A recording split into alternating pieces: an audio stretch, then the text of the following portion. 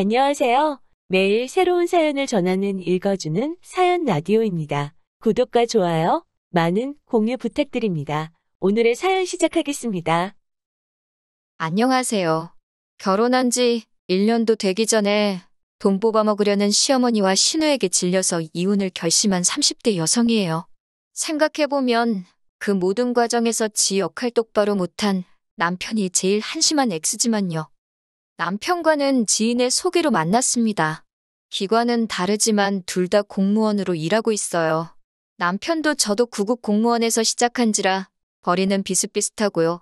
아시다시피 박봉이에요. 제가 공무원이란 직업을 고른 건 솔직히 직업적 사명이라던가 국가를 위해 헌신하겠다 그런 마음은 아니었어요.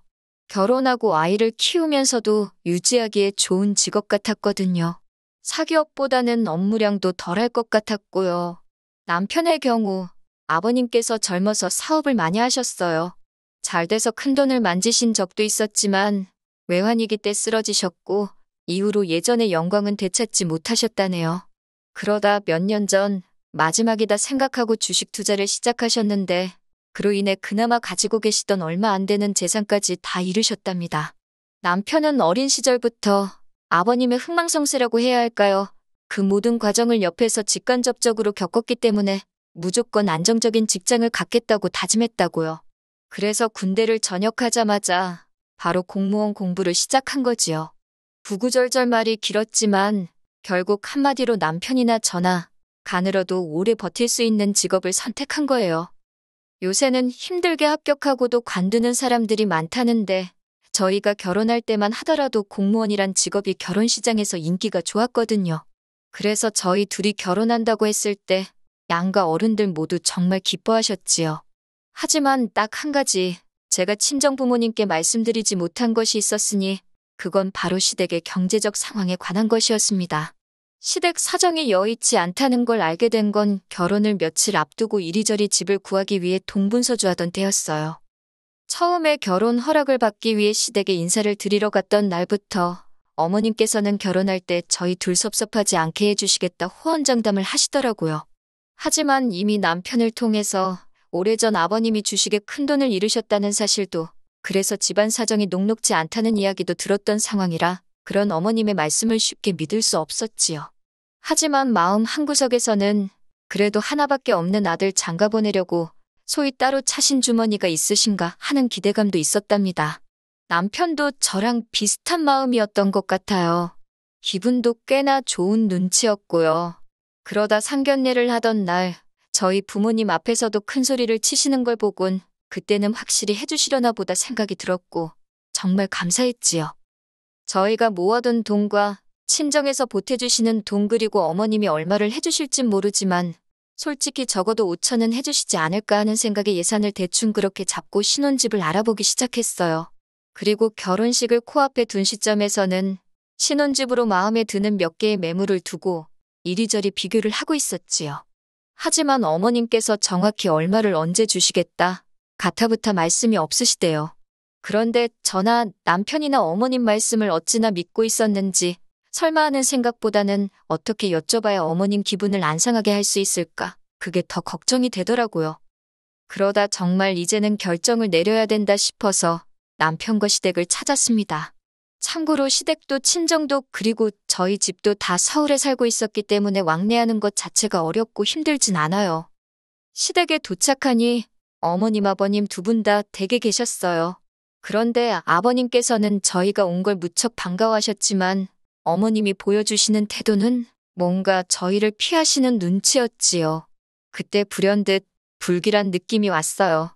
그리고는 아니나 다를까 어머님께서 해주기로 했던 돈은 못 해줄 것 같다 하시는 겁니다.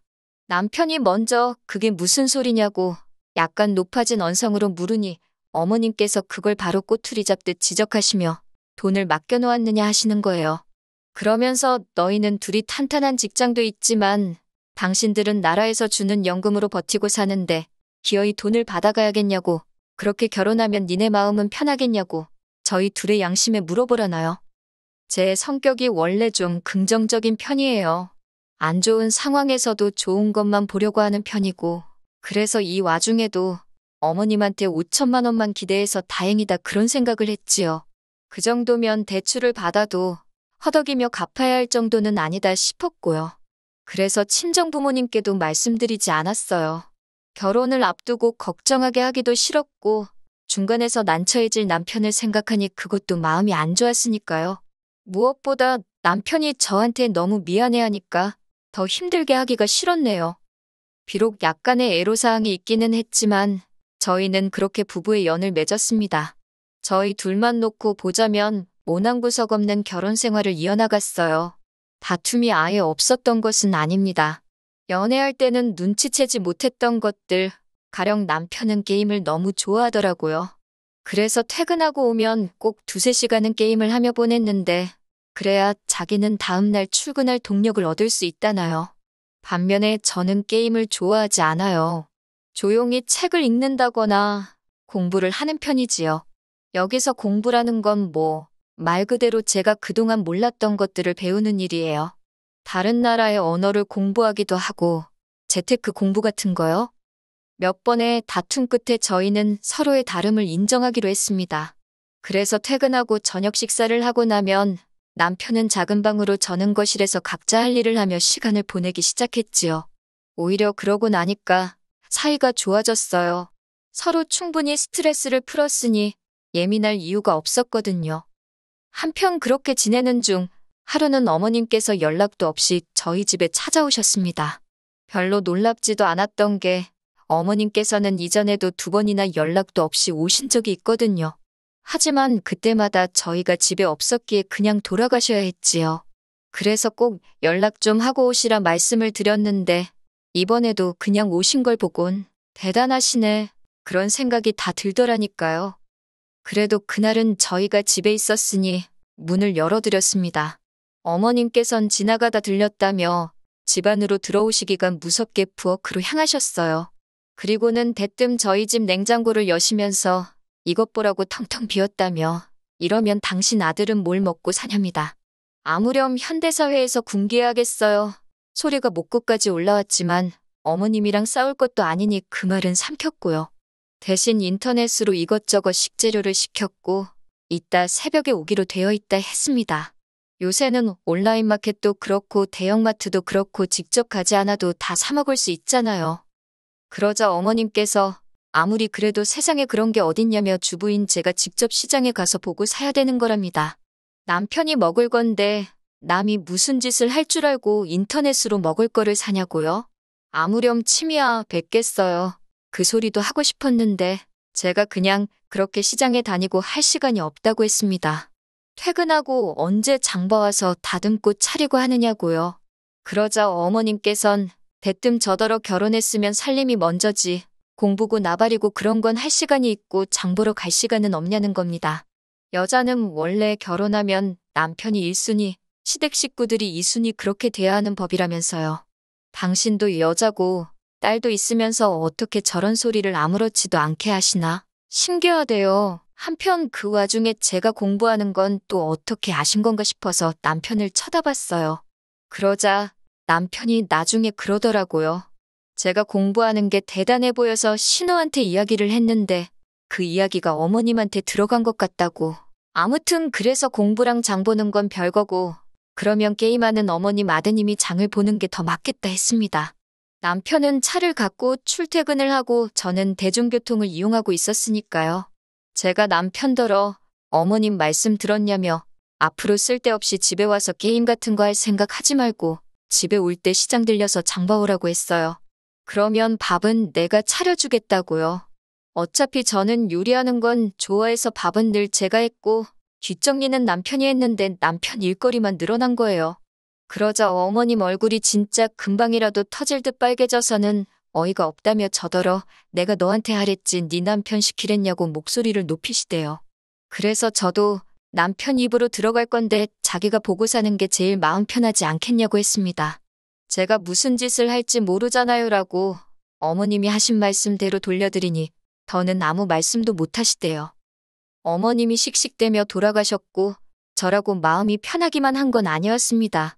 착한 며느리 소리 듣기는 글렀구나 싶었는데 그게 뭐라고 저도 사실 착한 며느리 좋은 며느리가 되고 싶었거든요. 그런데 첫 단추부터 잘못 기운 셈이니 그래도 할 말은 해서인지 한편으론 후련하기도 하대요. 이후로 어머님과는 적당한 거리감이 생겼고 저는 그게 좋았습니다.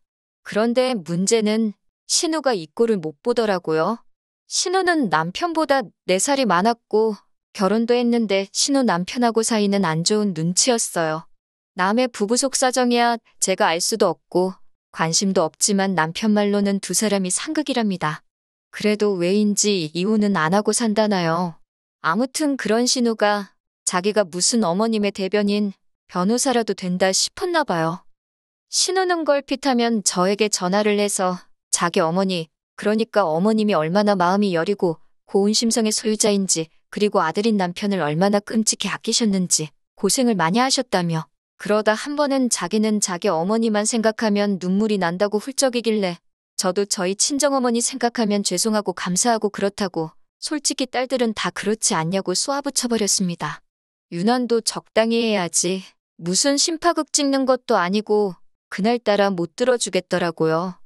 한편 시간이 흘러 저희가 결혼한 지 8개월쯤 되었을 때였어요. 어머님 아버님 결혼기념일이 다가오고 있었지요. 용돈으로 한 100만 원 드릴 생각이었습니다. 친정부모님도 얼마 전 결혼기념일로 여행을 다녀오셨는데 100만 원 드렸거든요. 그마저도 안 받겠다 하시는 걸 제가 꼭 받으셔야 한다며 드렸네요. 그런데 어머님 아버님은 친정부모님하고 다르시더라고요. 특히 어머님께서는 당신이 먼저 500만 원을 달라고 하시는 겁니다.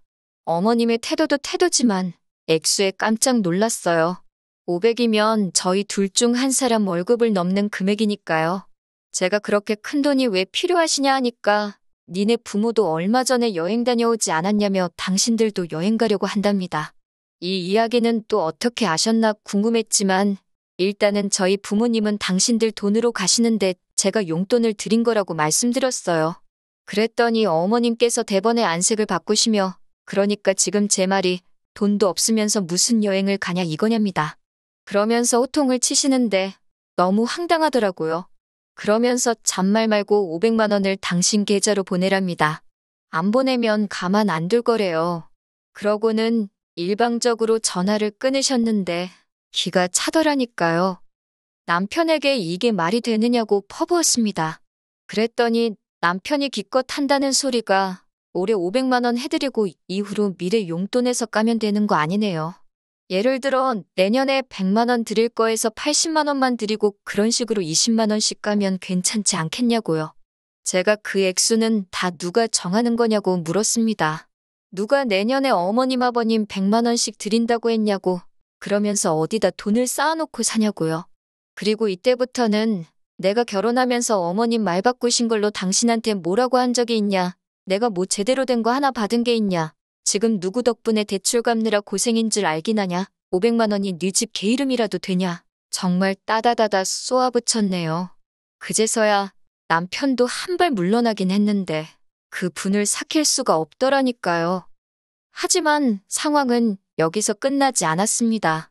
어머님이 그렇게 일방적으로 전화를 끊으셨고 남편도 어머님 아버님께 500만 원은 못 해드린다는 제 의사를 확실히 전달했다 했기에 더는 신경 쓰지 않고 있었어요. 당연히 제가 먼저 어머님께 연락을 드린다거나 그런 일도 없었지요. 그랬는데 갑자기 아무 상관도 없는 신우가 나타난 겁니다. 제가 일하는 시청 앞으로 온 신우가 얘기 좀 하자며 저를 카페로 이끌더군요. 이번엔 또 무슨 심파를 찍으려고 동시에 카페에 아는 사람이라도 있을까봐 신경이 날카롭게 섰지만 일단은 한번 들어는 보자 싶어 순순히 신우를 따라갔습니다. 신우가 한다는 말이 저는 결혼 생활이라는 걸 며느리로 어떻게 살아야 하는지를 몰라도 한참 모른답니다. 그러면서 자기 어머니가 정말 500만 원을 욕심냈겠냐는 거예요. 돈이 문제가 아니라 저희 정성을 보려고 어머님이 저를 테스트하신 거랍니다. 여기서부터 너무 황당해서 말 그대로 이게 무슨 개소린가 싶더라고요. 그런데 신우가 계속해서 한다는 말이 퇴근하고 집에 오면 공부하고 그러지 않냐며 그 시간에 어디 마트라도 가래요. 식당이라도 가서 단기 아르바이트 같은 거 하면 솔직히 500만 원 금방 번답니다. 그런 노력을 하면 500만 원이 아니라 300만 원만 드려도 어머님 아버님이 절 최고의 며느리라고 추켜 세워주실 분들이래요. 어이가 없어서 그럼 남편더러 배달이라도 시켜야겠다고 받아쳤어요. 그랬더니 아니, 자기 말을 어디로 들은 거냐며 며느리인 제가 벌어와야 되는 거랍니다. 시부모님을 향한 제 효심을 보고 싶으신 거래요. 말 같지도 않아서 아니 효도를 받아도 어머님 배 아파 낳은 자식인 형님이나 저희 남편한테 먼저 받으셔야지 왜 나한테 그러느냐 했어요. 그러면서 어머님 아버님 자식들 다 눈뜨고 버젓이 살아있는데 왜 저더러 고생을 대신 하길 바라시는지 모르겠다. 저희 친정부모님은 하나라도 더 해주고 싶어 하시는데 어머님 아버님은 특이하시다고 그랬지요. 그랬더니 신우가 갑자기 네가 그렇게 잘났냐? 니네 부모가 그렇게 돈이 많냐 하면서 불같이 화를 내더라니까요. 그런 신우를 보고 있으니 저도 너무 화가 나서 신우한테 더는 할 말이 없다고 쪽팔린 줄 알라고 한마디 남기고 먼저 자리를 떴네요. 집에 오니 남편이 거실에 있었는데 표정이 밝지가 않더라고요. 그새 신우가 일렀구나 싶었지만 표정이 왜 그러냐 하고 묻지도 않았어요. 그랬더니 입이 근질거렸는지 남편이 먼저 오늘 자기 누나 만났냐고 묻대요. 그래서 만났는데 헛소리를 하더라고 나한테 투잡 끼어서 어머님 여행비를 벌어오랬다니까 그런 말이라도 알겠다고 하지 그랬냐고요. 순간 저는 제 귀를 의심했습니다. 그러면서 남편이 한다는 말이 저번에부터 어머님하고도 그렇고 왜 윗사람들이 말만 하면 무조건 싫다 못한다 그러냐나요? 그래서 그러면 당신은 지금 어머님이나 신우가 나한테 말이 되는 걸 할 수 있는 걸 시킨다고 생각하는 거냐고 따졌습니다. 그랬더니 남편이 한다는 소리가 현명한 여자는 이해심이 넓대요. 이렇게 집안에 큰 소리 날 일이 없게 한다나요? 결국 그날 저희는 이혼 소리가 오갈 만큼 크게 다투고 말았지요. 그리고 그날 다툼으로 저는 생각지도 못한 남편의 속내를 알게 되었습니다. 남편 역시 어머님과 마찬가지로 제가 책을 읽고 공부를 하며 제 시간을 갖는 게 마음에 들지 않았던 모양이 돼요. 다른 집 여자들은 남편이 퇴근하고 오면 저녁 차려주고 남편 쉬는 동안 집안일도 대신 한다는데 저는 유별난 것 같답니다. 자기가 마음 편히 쉴 수가 없대요. 그래서 남편더러 기억상실이라도 걸렸냐고 우리 맞벌인 거 까먹었냐고 그러면 나도 공무원 때려치게 당신도 다른 남자들처럼 한 달에 1,000만 원씩 벌어오라고 했습니다. 그러다 냉전 상태로 들어갔어요. 어머님 아버님 결혼기념일은 다가오지 아마 남편 똥줄이 타긴 했을 거예요. 하지만 다 자업자득이다. 이제 그나마 100만 원 드리려던 것도 괘씸해서 한 푼도 안 드리기로 마음먹었지요. 그리고 뭐 남편도 자기 비상금 정도는 있을 거란 생각도 있었고요. 참고로 저희가 결혼할 때 제가 해온 돈이 더 많아서 경제권을 제가 갖고 있었어요. 그러다 정말 결혼기념일까지 3일을 앞두고 남편이 먼저 말을 걸더라고요. 아버님이 어디서 무슨 말씀을 듣고 오셨는지 비행기는 죽어도 안 탄다고 하셨답니다. 당사자가 비행기를 안 탄다 하니 당연히 해외여행은 없던 일이 되었지요. 그리고 그 대화를 계기로 남편이 조금씩 제 눈치를 보면서 저랑 대화를 시도하더라고요. 여전히 그날의 대화를 생각하면 화가 치밀었지만 안 보고 살 것도 아니고 어쩌겠나 싶은 마음으로 저도 마음을 좀 풀려고 노력을 했지요. 그리고 결혼기념일 당일이었습니다. 고기나 실컷 먹자는 아버님의 말씀에 어머님 아버님, 저희 부부 그리고 신우까지 모였네요. 그런데 그 자리에서 신우가 저희랑 상의도 없이 어머님 아버님더러 결혼기념일 여행을 못 가게 되었으니 TV랑 프리미엄 안마의자를 사드리겠다 하는 거예요. 저희랑 같이 돈을 모아서요. 황당해서 제가 신우더러 잠깐 이야기 좀 하자 했습니다. 그랬더니 신우가 자기가 벌써 다 알아봤는데 다 합쳐서 한 700만 원이면 된다고 신우, 그리고 저희 남편이 이렇게 셋이 돈을 모아서 사자대요. 자기가 한 250 낼 테니까 저희더러 450 내라면서 그래도 해외여행보다 싸게 먹히지 않냐고요. 그래서 그렇게 계산하면 왜 셋이냐? 언니 남편도 있으니 넷으로 해라. 그렇게 말하고는 아니 그게 아니지 싶어서 아니 안 산다고. 그럴 돈이 없다는데 진짜 왜 이러냐고 제가 화를 냈어요. 그랬더니 저더러 그까지 푼돈 가지고 왜 자꾸 일을 키우냐입니다. 그때부턴 진짜 쪽팔리고 뭐고 할 거 없이 고깃집 복도에서 신우랑 저랑 언성이 높아지기 시작했어요. 그러자 어머님이 뛰어나와서는 당연히 신우 편을 드셨지요. 저더러 돈밖에 모른다면서 아주 그냥 가족을 위해서 이런 한 푼 쓸 생각이 없다나요. 그러자 남편이 저를 잡아 끌고 나갔습니다. 제가 뭐라고 말 한마디 해보기도 전에 자기가 그렇다고 제 편을 들어준 것도 아니고 말 그대로 저를 끌고 나가더라고요. 제가 남편더러 이게 다 무슨 일이냐고, 당신 가족들 왜 우리한테 돈을 뜯어가지 못해 안달이냐고 제가 소리를 질렀습니다. 그랬더니 남편이 저도 잘한 게 없답니다. 왜 그렇게 인색하게 구냐고 그래요. 어머님 아버님 결혼기념일이 매달 있는 것도 아니고 1년에 한 번 그까짓 500만 원 드리는 게 그렇게 어렵나고요.